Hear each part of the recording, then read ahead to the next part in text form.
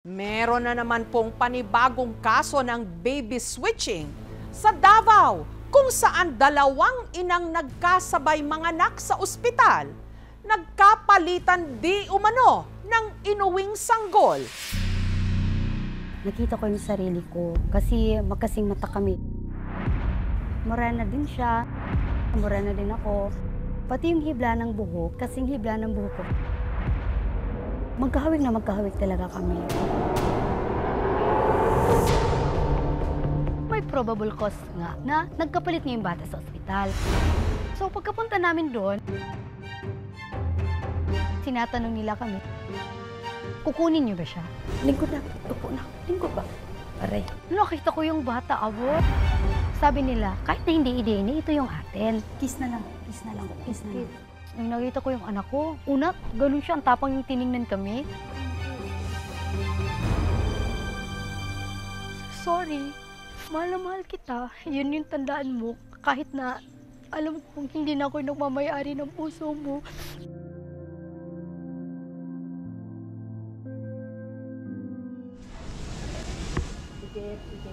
March 22, 2020, kasisimula pa lang ng pandemya, isinilang ng 33 anyos na si Margie ang kanyang panganay na si Camille, hindi niya tunay na pangalan, sa isang ospital sa Davao Oriental. In-accommodate naman ako ng mga nurse attendant at saka doktor kahit kasagsagan niya ng pandemya.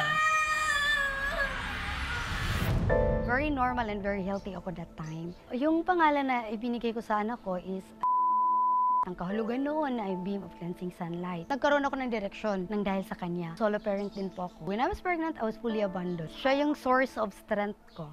Ipinangako ni Margie sa sarili na bubusugin niya sa pagmamahal ang kanyang anak.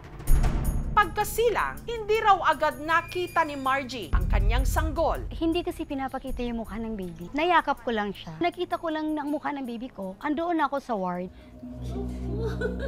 Pero may napansin daw na kakaiba si Margie nung ibinalik sa kanya ang baby. Iba ang kulay ng lampin nito. Yung franela na prepare namin is color blue. Pero yung suot ng baby na ibinibigay sa akin, luma na franela na color pink as well as yung inner niya, parang pinaglumaan na. Pero hindi siya big deal. Nag-assume din ako na lalaki yung kasabayan ko. Kasi usually dati sa hospital may color coding eh. Pag babae, pink. Pag lalaki, blue. Ang ina naman ni Margie na si Gina, meron ding napuna. Pagkakita ko, sabi ko, G, bibitag, ano to?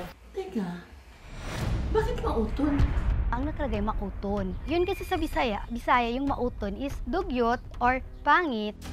May nurse na dumaan. Sinabi ko lang na, ma'am, bakit iba itong suot ng anak ko at bakit iba yung tag? Liningon lang ako na parang walang narinig. Tapos umalis. Sabi ni nanay, baka pinagtripan lang to ng nurse o baka dahil lang to sa suot kasi medyo lumak. Gayunpaman, ipinagkibit balikat lang nila ito. Inuwi pa rin ni Margie ang sanggol sa kanilang bahay sa Davao Oriental. Si Camille, 4 na taong gulang na ngayon. Masayahin na malikot. Bibo talaga siya na bata. Sobrang mahal ko. Napaka-clingy din yun. Halos hindi humiwalay sa akin yun. Sobrang malambing siya sa amin. Pagpagod ako, minasahin niya ako. 1, 2, 3, 4, 5. Dahil nag-aaral pa si Margie, katuwang niya sa pagpapalaki kay Camille ang kanyang mama Gina. May masustansyang pagkain, may vitamins, may check-ups kung nagkakasakit. So, naka-private school siya ngayon. Ngunit sa paglipas ng mga taon, si Gina may ipinagtaka. Kung sa physical appearance, hindi naman talaga siya resemblance sa amin. Ay, siya maputi. Look at our skin. Morena. Siya singkit. Kami naman mga fierce look. Siya kulot. Tapos kami mga straight. Kahit kampante ako na apo ko yun, sa puso ko may hinahanap talaga ako. Hindi mapalagay si Gina sa kanyang kutob, lalo't minsan na raw niyang napanood dito sa KMJS ang mga naunang dokumentadong kaso ng baby switching sa Pilipinas. Sabi ng nanay ko, baka may probable cause nga na nagkapalit niya yung bata sa ospital. Ang pagdududa na palitan ng pag-iisip hanggang naalala ni Margie na may kasabayan siyang nanganak sa ospital. Nakita ko talaga, dalawa kami. Yung babae doon, mataas yung dugo. Hindi ko nakita yung mukha ng babae. Natatandaan ko lang is yung address. Kasi tinanong siya ng attendant, dalawang narinig ko, Likop or Limot. May narinig ako, Nay, sa Limot, Tarragona, nag-i-exist, ganyan yung mga apelyido. Pero doon sa pinakabundok, ay, hindi pala mauton. So, kasi magkatunog. Para mas mabigyang linaw pa ang kanilang haka-haka, Mayo nitong nakaraang taon, nakipag-ugnayan na sina Margie sa pamunuan ng ospital, ang Davao Oriental Provincial Medical Center. We received the email May 20, 2024, 4 years after sila nanganak dito because nanganak sila si Mother A March 22, 2020. That was the start of the pandemic. So right from the get-go, we communicated through email sa kanya. Nung nalamang posibleng nagkaroon ng baby switching sa kanilang ospital at sa ikakapanatag na rin ng loob ng lahat, si Margie at si Camille isinailalim sa DNA test. Nalaman namin August 18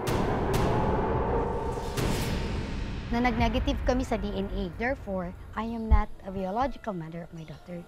Umiyak ako ng yung walang boses sa tulang luha eh. Biglang gumuho yung mundo eh.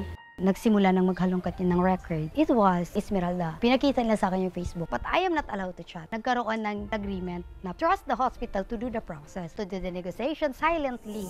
We were constantly in communication. September, nag-meet na naman kami. That was the time that we were able to identify and gave her the identity of Mother B. Kasabayan niyang anak. Actually, 10 minutes apart sila. One gave birth at 8:14 and the other one gave birth at 8:24. Ang posibleng nakapalitan ng sanggol ni Margie, taga Davao Oriental, na 2 oras ang layo mula kina Margie. Ang daan, malubak. Kinailangan ding mag-trek ng aming team ng halos 20 minutos bago narating ang bahay kubong ito. Dito, sinalubong sila ng isang babae, si Esmeralda, na siyang hinihinalang nakapalitan ni Margie ng anak. Nakabuntot sa kanya noon ang isang batang babae, si Hazel. Hindi niya rin tunay na pangalan. Mahiyain ito at ilag sa mga tao. Dito ka. Diyan ka kay mama? Diyan ka? Gusto mo diyan? Pagtatanim ng gulay at mais sa bundok ang kabuhayan ni na Esmeralda. Uban-uban magwina siya sa kuwa, wa kami pangitaon niya. Magtabang-tabang siya. Hirapan jud kami kay kibali kuan man gud namo. Dili gud namo kaya mga kuan kay kibali mais-pais lang na ang mga gingon nga lubi di gud ingon nga lubi nga dagkan.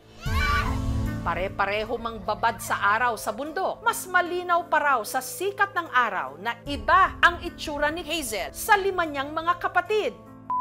Kaya ang mata, din ako, murag singkit akong mata. Pili po ka parehag buhok kay baga kong buhok, kung na siya nipis magbuhok. Kita na ako sa mga anak, kay nakita yun ako. Ako yun ang bata. Na kay na magud sa ako way nagkuan ato. Ikaw yun na. Naman po na sila nga, kuan, kanaang kuan, lahi man kag kuan. Mag ana-ana ba, ko, hisamok po pagilo mo diha, kay dili man na kuan ana. Pag ko niya, kuan nga, dili na kuan, anak gid na ako siya. Sa pagpananaw na ako, murag liwat po sa iyang kuan, sa akong mama. Hanggang nitong nakaraang taon, dinalaw si Esmeralda ng mga taga-ospital kung saan siya nanganak. So na ay posible nga mag-change. Murog ko na mo, laban ko nga dili.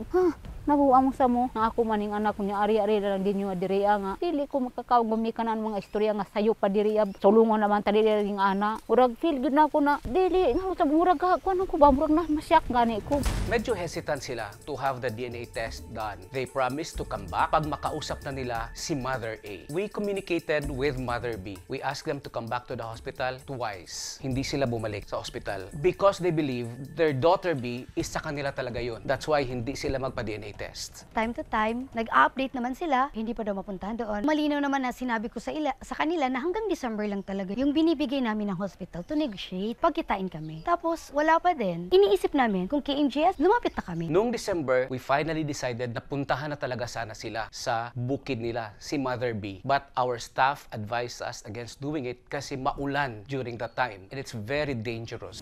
Kaya sina Margie na mismo ang gumawa ng paraan para personal na sadyain si Esmeralda. Kasama ko yung tsuhin ko na pumunta doon. Siya yung nag-guide sa amin. Ari si kuan Marjorie diri pag abot sa bata, tanaw siya sa bata, nga naman siya nga, murag na kuan siya ba, pitik sa dugo gud siya, sikra siya hilak. Ning ana man to siya nate, gyud na siyang anak lung ko, ha? Imong anak? Wala, murag na siya, wala ko nakaistorya ato no. Hello? Kamukhang kamukha. Morena, medyo chubby, matangkad, tapos kakulay, kabuhok din.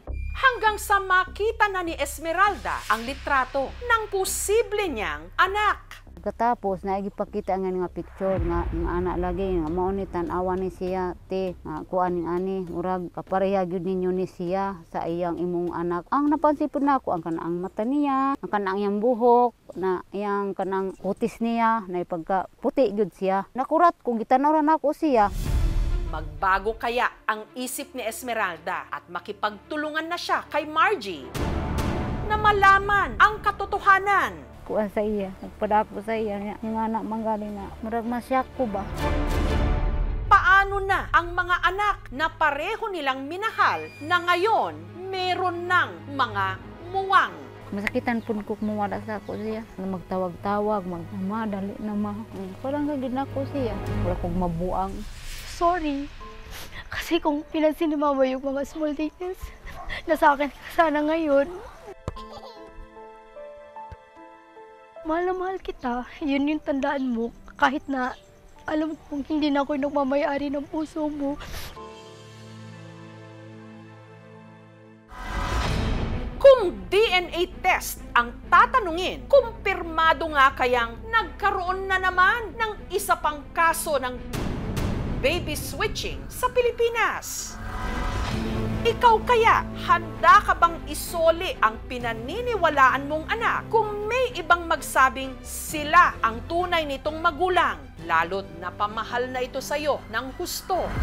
Gusto na ako na ipa-DNA ng bata. Kung ibalhan ba yun nga ako aba og dili. Walang bitawan dahil ang pagpapatuloy ng kwento ng pinaghihinalaang nagkapalitan ng mga sanggol. Kung ano mang magiging resulta ng DNA, handa naman ako sa dalawang probability. Kung positive o kung negative, handang kong udawat. Mamaya na! Dalawang sanggol na ipinanganak sa isang ospital sa Davao Oriental taong 2020, pinangangambahang nagkapalit. Ang isa, si Camille, hindi niya tunay na pangalan, nakaisa-isang anak ng single parent na si Margie. Nakita ko yung sarili ko kasi magkasing mata kami. Pati yung hibla ng buhok at kasing hibla ng buhok ko, morena din siya, morena din ako. Magkahawig na magkahawig talaga kami. At si Hazel, bunso sa 6 na anak ng mag-asawang Esmeralda at Leonardo. Kuohi samok po pagilo mo diha kay dili man ako anak. Nakuang gid ko nga dili na kuan anak gid na ako siya. Oo, nakuang gid na ako. Hanggang sa ipakita ni Margie kay Esmeralda ang litrato ng posibleng tunay nitong anak. Naigipakita nga picture nga anak lagi nga mao ni tan-awa ni siya te nga kuan ani murag kapareha gyud ninyo ni siya sa iyang imong anak. Ang napansin pud nako ang kanaang mata niya, ang kanaang iyang buhok, na iyang kanang kutis niya na pagka puti gyud siya. Nakurat kung gitanaw ra nako siya. Para raw natunaw ang puso ni Esmeralda, nagdesisyon siyang makipagtulungan para malaman ang katotohanan. Gusto na ako na ipa-DNA ng bata kung ibalhan ba gyud nga ako aba og dili. Ang dalawang ina nagdesisyong ipakita ang hawak nilang mga anak sa isa't isa.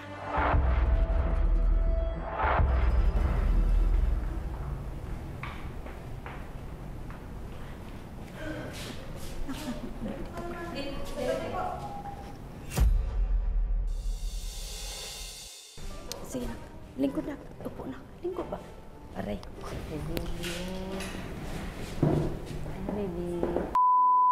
Your sister, can you see that? Yung sister, and go, if you want to. Kiss na na. Akong ibati, anak na ko siya. Anak ko, nakita na ko siya, murag na anak ko, malipay ko sa kuan. Hindi, come to at tita. Ang your tita. Naulaw. Sige lang, normal siya. Dali lang. Ikaw, Diyos ko, mas bugat na sa kong anak. Saya, pero may halong guilty. Kasi unang kita ko, balak anak ko yan eh. Hanggang ngayon, andun pa din yung nararamdaman ko eh.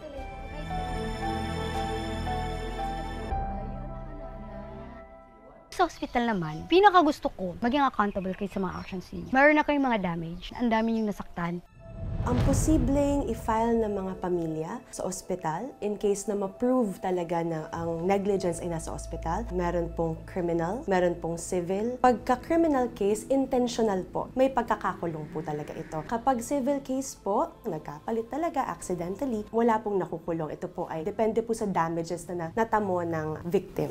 Ang pamunuan ng ospital, nakausap na raw ang naka-duty na nurse nung nanganak sina Margie at Esmeralda sa ospital. Since hindi pa naman tapos ang DNA testing, everything is pending. But they already know of the possible consequences na mangyayari. So kami, since we are run by an LGU, all we can do as a hospital, as a unit, is for recommendation kung ano ang posibleng mangyari sa kanila should it be proven na may baby switching talaga.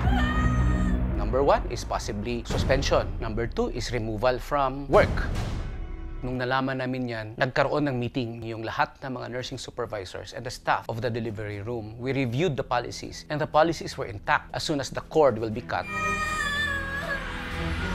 immediately skin-to-skin contact yan. That is where you are going to tag the baby sa ankle niya. So yan yun, in-strengthen namin ngayon. But at the end of the day, I hope that the resolution to this is we will be able to protect the children involved. Kami, from the part of the hospital, will continue to improve our services. And if proven na mayroong baby switching, I will make sure na hindi ito mangyayari ulit. Para malaman kung nagkaroon ba talaga ng baby switching sa ospital, nitong Miyerkules, sumailalim na ang dalawang pamilya sa DNA test. Una, maternal testing sa pagitan nina Esmeralda at Hazel para malaman kung sila ba'y mag-ina talaga. At cross-match DNA naman sa pagitan ng dalawang ina at ang hawak nilang mga anak. Kung ano mang magiging resulta ng DNA, handa naman ako sa dalawang probability. Positive man kung negative, hanggang pumudawat anang kuan sa solid. Kay sorry. Kasi kung pinansin ni Mama yung mga small details na sa akin sana ngayon, mahal na mahal kita. Yun yung tandaan mo. Kahit na alam kong hindi na ako nagmamayari ng puso mo. Alang namin, may gusto ko. No matter what happened, mahal na mahal ko siya. Kasi siya yung bata na pinalaki ko, siya yung bata na pinasweet ko, siya yung bata na pinagpuyatan nang hindi makatulog sa gabi. At kahit anong mangyari, ilalaban ko siya. Kasi pwede naman magiging anak kahit hindi mo kadugo. Pero kahit wala pang resulta ang DNA tests ng mag-iina, sina Margie at Esmeralda, meron ng kasunduan. Wala talagang saklian na mangyayari. Kasi iniisip din namin yung kapakanan ng bata eh. Nasa building memories na kasi yan eh. Kung tutuusin yung sa edad na yan, nakakaalala na yan. Alam ko namang hindi pwede ihiwalay sa kanyang magulang na kinagisnan kasi yun din kahilingan eh. Palakihin lang sila ng close. Oy, kooperasyon lang ba? Sa gamay pa ang bata, na diri sa ako nagdidi. Nya ako nagpadako sa bata. O pagka 5 years, mawala ang bata sa ako. Murag, dili ko ka kuampod ana. Hintayin yung tamang panahon para ipaliwanag sa kanila. Palagay ko yung mabuting panahon ay kapag nagtatanong na rin sila at curious sila. Dahil natural yung pagpasok ng mga explanations. Isa na naman kaya itong kumpirmadong kaso ng baby switching sa Pilipinas. Paano rin ito haharapin ng dalawang ina at ng mga may muwang na nilang mga anak kapag tumama ang kanilang mga suspetsa? Pakatutukan lang po ang paglabas ng resulta ng DNA test. Hari nawa sa susunod na linggo. Thank you for watching, mga kapuso. Kung nagustuhan niyo po ang videong ito, subscribe na sa GMA Public Affairs YouTube channel. And don't forget to hit the bell button for our latest updates.